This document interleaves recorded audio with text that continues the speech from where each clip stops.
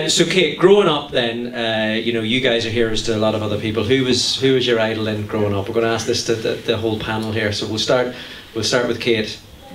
I think when growing up, my idol would have been the likes of DJ Carey and Downey and the likes. I think it's changed a lot now. I think kids are more accessible to players and having idols with the likes of social media and stuff. So like you can see that is a huge improvement in Gaelic games, and especially on the women's side in the last 5 years there's been so much promotion, and the social media side has really boosted the ladies games a lot. So I think that in terms of the younger players nowadays is really huge, which is brilliant, and it's great for the ladies side of the game as well.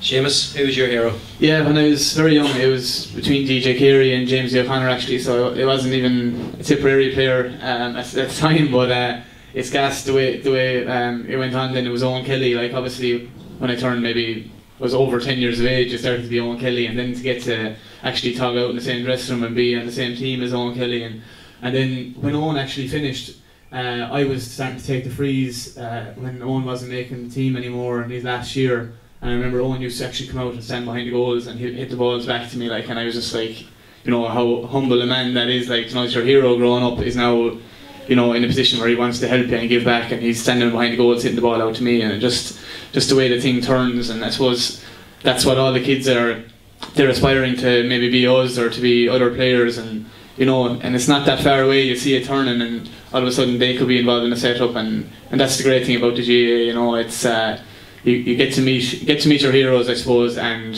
you know, you'll hopefully someday be a hero to somebody else, and again yourself. You're bang on message there again. He's back on message. So Lee, before we ask you who your hero is, can I just say that you're a massive hero in Westport. I actually had a pint last night with the Westport team doctor, and I don't know whether you know this or not, the most popular name at confirmation this year in Westport by a country mile. Leroy, yeah.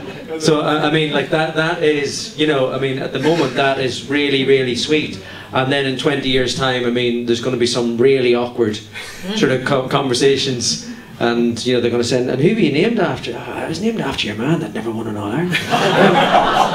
I'm joking.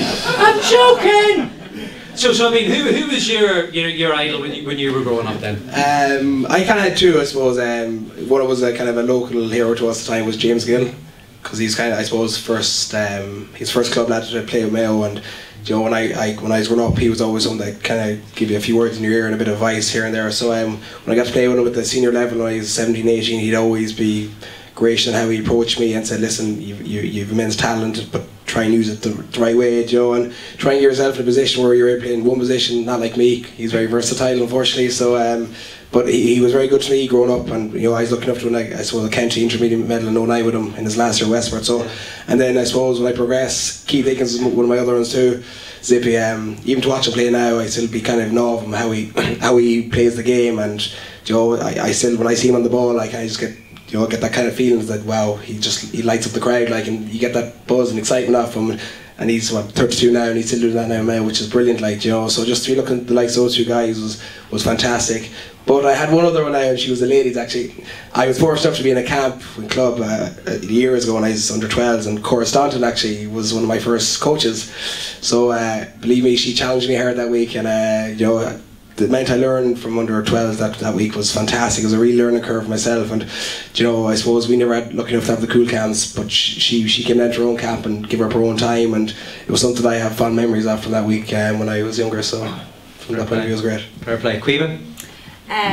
Well, with Monaghan, down in Monaghan, I might want to be probably Niamh Kinlan. Niamh Kinlan is an absolutely phenomenal footballer, still is. I remember just kicking the back garden just with this. Niamh used to always wear a headband, so I used to wear this headband in the background. She always used to have one in her head, and that's a bandana type thing, and I used to be going around. Colin McAlarney used to wear a headband as well. Do you know? No idea. You're really not winning with these. Billy Joe Padden.